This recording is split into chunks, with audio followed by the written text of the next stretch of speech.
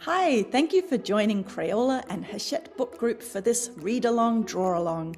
My name is Sophie Blackall and I will be reading a book I wrote called Story Rug, illustrated by Phoebe Wahl. Hello everyone, my name is Phoebe Wahl and I am the illustrator of Story Rug, which was written by Sophie Blackall. Story Rug, story by Sophie Blackall and pictures by Phoebe Wahl.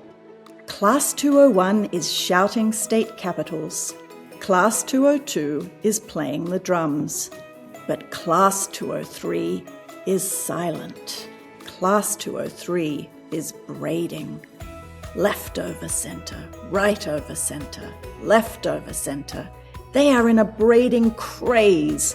They are braiding hair and braiding the tails of all the toy ponies, and Sadie is braiding her shoelaces together. How are you going to walk? I'm good at jumping, says Sadie. Noah has short hair. All the ponies are taken. His shoes don't have laces. I don't have anything to braid, says Noah.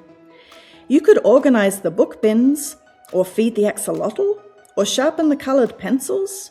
I want to braid. Noah knows Miss Morena will have an idea. She always has an idea. I have an idea! Snip, snip, snip. Miss Morena takes a whiteboard rag. She makes 3 snips along one edge. Rip, rip, rip. She tears the rag into 3 long strips. She hands the strips of cloth to Noah. Noah remembers to say thank you. Before you know it, he is braiding. Left over center, right over center, left over center. Are you making a rope? Or a leash? Or a lasso? Noah is concentrating. Noah braids on the school bus. He braids in the bath. It's hard to fall asleep, but he wakes up early. By breakfast, he has run out of rag. Do we have any rags? I have an old shirt. Will that do? Snip, snip, snip. Rip, rip, rip. But how to join the strips? Noah knows Dad will have an idea. He always has an idea. I have an idea! He makes a few stitches with a needle and thread. He shows Noah how. Stitch, stitch, stitch. On Wednesday, it's raining at recess, and Class 203 stays inside. Miss Morena reads them a funny story. Noah brings out his braid. It's as long as he is. Can I help? Me too. Noah shows them how to sew the strips together. It's much quicker with 3. By the end of recess, the braid is as long as Noah and Sam and Mubin put together. But they've run out of rag. On Thursday, after science and writing and music and math, Miss Morena reads a spooky story. Sam has brought an old baby blanket patterned all over with bunnies. Snip, snip, snip. Mubin's mum has given him a stripy skirt she hardly ever wears. Rip, rip, rip. Ellie and Harper and Caleb want to help. Stitch, stitch, stitch. Left over center, right over center. It's much quicker with 6. By the end of class, the braid is as long as Noah and Sam and Mubin and Ellie and Harper and Caleb put together. On Friday, Miss Morena reads a sad story. Emma has brought a green tablecloth with white flowers and a stain that will never, ever come out. Sadie has brought pink polka dot curtains, faded from the sun. Mina has brought an old yellow sari her nanny said they could have. Isaac hands over his socks, but they make him take them back. Left over center, right over center. It's much quicker with 10. By the end of class, the braid is as long as Noah and Sam and Mubin and Ellie and Harper and Caleb and Emma and Sadie and Mina and Isaac put together. It stretches all the way down the hallway from room 203 to room 201 and back again. It's too much braid to fit in Noah's backpack. But what to do with it? Everyone knows Noah will have an idea. He always has an idea. I have an idea! Let's meet at the library on Saturday. In the library, Noah holds the end of the braid. He begins to coil it around like a snail, keeping it flat with the palm of his hand. Before long, it's as big as a plate. Sam threads a needle and makes neat stitches to keep the coils in place. Mubin loops the braid around, Before long, it's as big as a family-size pizza. Everyone helps lift the braid and lay it flat in a coil, around and around and around. They take turns stitching, and they take turns reading aloud. Funny stories and spooky stories and sad stories, silly ones and thrilling ones.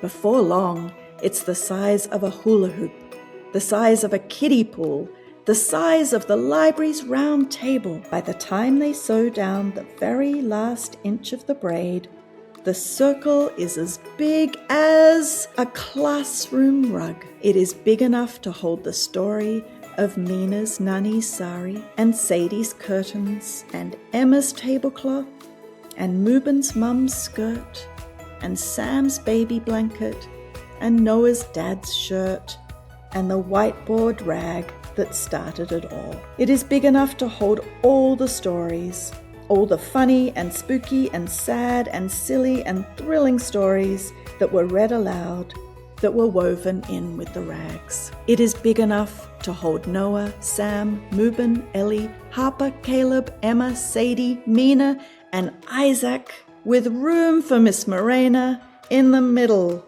Class 203 is cheering. Miss Morena is crying. But Class 201 and Class 202 are silent. Left over center, right over center, left over center. And that is the end of Story Rug. I am here to do a little drawing with all of you. I am going to do a drawing based on this picture in the book of one of the characters, Noah, turning the braid he's made into the beginnings of the classroom rug. And today I'm going to be using the Crayola Colors of the World colored pencils, as well as these Sketch and Shade doodle pencils. So let's get started. I'm going to use this pink pencil first from the Colors of the World set. I'm starting in on his head, which is an oval shape. You've got his ears, which are like two other small ovals on each side of his head. Then I'm going to do his hands. I like to kind of think of hands like a little mitten. From there, I go in and define them and add details later as I go. Next, I am doing the braid, which I'm choosing this beautiful cobalt blue for. You can see I'm kind of making the shape of the braid by adding two little ovals right tight next to each other to make that kind of lumpy braid texture.